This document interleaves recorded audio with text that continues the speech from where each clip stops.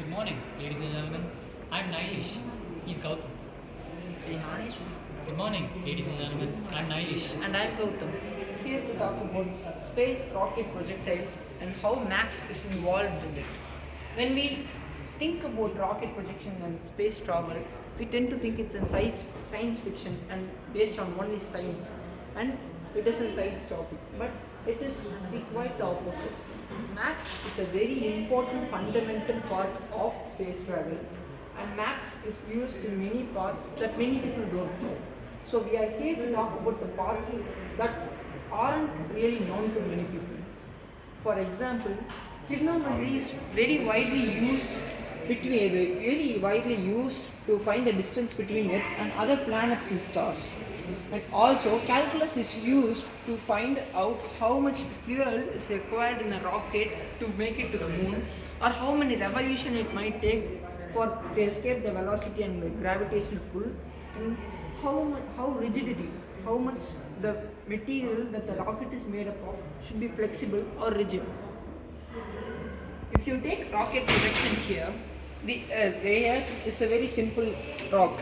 It is a big rock, so it has a very strong gravitational pull. To escape that gravitational pull, the rocket should be shot upwards at least 11 km per hour, and this is called as the escape velocity. And once it attains a point in space where it is no longer that much affected by the Earth's gravity, it slowly continues into an orbit of the Earth. That much it makes a bigger orbit every time of a revolution. This is called as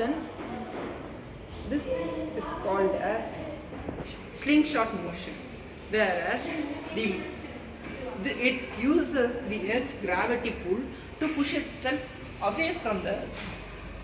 As you can see, it becomes faster when it comes down here, and uses and applies pressure when it's going up, so that the orbit might be bigger one. After many revolutions, it slowly gets into the moon's orbit, where the rocket might slowly get up inside the moon's gravity, and at a place the rocket might deploy the satellite or rover. This, my friends, is the basic explanation of how rockets are launched and how it reaches moon. Today, you can see our functioning model here. So this is how the mechanism works.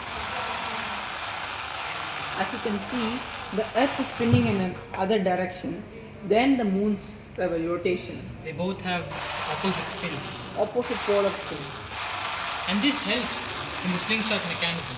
So And as for- he said, as a rocket moves at one point where the gravitational pull is less, he uses a slingshot mechanism, and while it's slowly trying to revolve around Earth, in the rocket at one specific point the pressure increases, it deviates more, and the curve becomes more greater, so it slowly moves away from the Earth at least 100 revolutions, and slowly it gets further away enough that it's close to moon, and it gets into moon's gravitational pull, and slowly is attracted by the moon's gravitational pull, and slowly does a safe landing. Same as the mission of Chandrayaan-3, safe landing on the moon.